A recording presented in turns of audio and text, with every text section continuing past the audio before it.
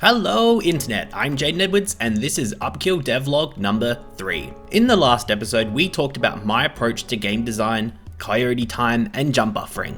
A link to that video will be popping up on your screen right now. In this episode we will be looking at the dash mechanic, vending machines, room transitions, zombie AI, cameras, and cockroaches. But before we get into it, I just want to give you all a massive shout out. Our community has grown to over 100 people and I am so appreciative and blown away. You've all really inspired me to keep creating content and doing the thing I love, and for that I am so thankful. I think we should think about a Discord server at some point. Anyway, first up, the dash mechanic. It's become a bit of a staple amongst platformer games, with games like Celeste turning the dash mechanic into part of the core gameplay loop. But as with everything I try and do in game design, what else can it do? Yes, a dash can get you from one place to another quicker than, say, conventional walking, but what else can it do for me? So I set out on developing a dash mechanic that could serve two purposes. But what could those two purposes be? Many zombie games occur in a top-down or 3D perspective. This means zombies can come at you from every angle, but it also means that you can escape from every angle. Being a 2D platformer really restricts the possible ways you can avoid getting hit. Light bulb, the dash mechanic can be used as a way to avoid the zombie hits. I got to work programming 3 different parent objects that can hurt the player. One that can always hurt the player no matter what, like environmental effects. One that can instantly kill the player, like falling into toxic waste or something, and one that is avoidable by the player if they are dashing, like zombie attacks. This really added to the gameplay, as there was now a way to get out of a tight spot no matter the current environmental circumstances. Purpose 1? Check. Purpose 2. Whilst the dash's use of being able to quickly move from one point to another was great, I wanted the movement part to be fleshed out a little bit more. I needed more from it. Then I remembered Metroid's Morph Ball ability. Samus turns into a tiny ball that allows her to go through small tunnels which aren't normally accessible. Bingo, the dash becomes a roll. Bada bing, bada boom, dual purpose mechanic. Now the player can dodge hits and access areas of the level that aren't normally accessible. Vending machines. You gotta love them. Drinks and food on demand, and if you're lucky enough to live in Japan, the possibilities truly are endless with what these magical machines can deliver. In Upkill, there are unlockable weapons that can be purchased from a shop. These weapons then have a chance of showing up in weapon crates scattered around the level. These will be random, so it's very much pot luck of what you get. I wanted there to be a way that the player can feel like they somewhat have control over what weapon they get, but it would come at a cost. Introducing vending machine. Okay, the graphics aren't done, but it's the thought that counts. The vending machine takes a small fee and gives the player a choice of 3 weapons to choose from. I did spend ages messing around with how to activate the vending machine, first by holding down the reload button, adding another interact key, but none of them felt right.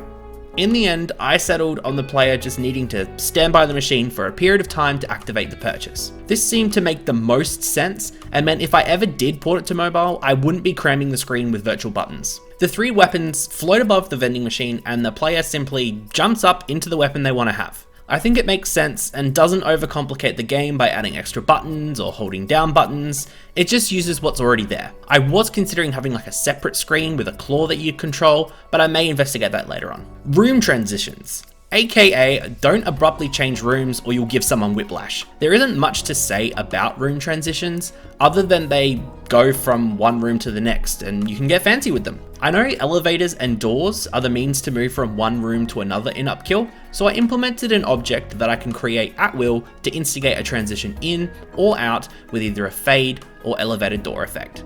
Honestly, the trickiest part of this was trying to make sure that the player couldn't move while the animation was playing, but in the end, it worked out.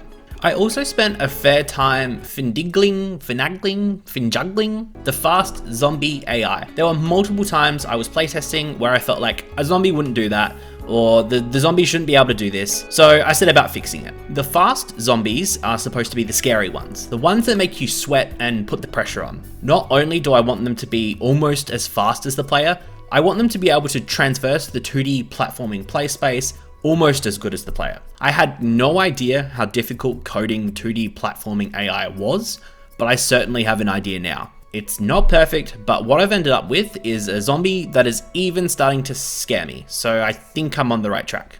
On the topic of AI, I wanted to do something fun and atmospheric for each of the various levels. I know there is going to be a basement level to start off with, so I decided to add some cockroaches. Who doesn't love cockroaches? I was actually pretty proud of the cockroach AI. They work on a finite state machine and are either walking around, not moving, or running away from the player, and various inputs move the cockroach between those various states. I always love seeing little things in games that clearly didn't need to be there, but they added some atmosphere and some flair. That might just be me. Am I weird? This last one, the camera, saw me dive into watching hours of videos on YouTube around various camera methods for 2D platformers. There were two key videos I took away from this. This GDC video, where Itay Karen goes through the plethora of games across many decades and explains the camera techniques they used. If you make 2D games, I highly suggest you watch this. And of course, another Mario video, this time from Sean Inham, where he discusses the camera logic in Super Mario Bros. 3. I recommend you also check that out. I went through a few iterations of camera behaviors. First, just making sure the player was always in the center of the screen.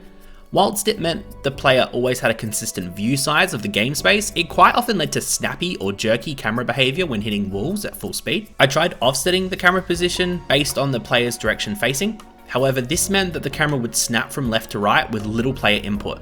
This made it feel really jerky and very hard to do back and forward platforming. What I ended up doing was my own rendition of the Super Mario Bros. 3 camera. There is a safe zone around the player that the player can move around in and not have any effect on the camera. This makes micro adjustments whilst platforming considerably easier, because as we learned in the last devlog, our eyes and brains and fingers have some lag because humans are clearly inferior to our future robot overlords. Moving on. When the player moves outside this safe zone, the camera keeps up with the player, ensuring the player is on the border of the camera limit. Whilst this does mean it limits the view in the direction the player is running towards, changing directions and making quick back and forward movements doesn't make you feel like you need to vomit. I also did add a little flair to this approach as well. When the player moves out the top or bottom of the safe zone, it keeps the player on the border. However, when the player touches the ground, it realigns itself to be biased toward the ground position. This ensures that visually, the distance the player can jump to stays consistent and ensures the player can always see X amount of blocks up and X amount of blocks down. There are a few other little bits and bobs, but nothing that can be visually perceived, all back-end boring coding stuff, and who wants to watch that? And with that, we have reached the close of the third episode of the Upkill devlog. Thank you so much to those of you who are still watching. I hope you enjoyed and maybe took something away from it. Let me know in the comments below. But that's all for today, and I'll see you on the next video. Bye.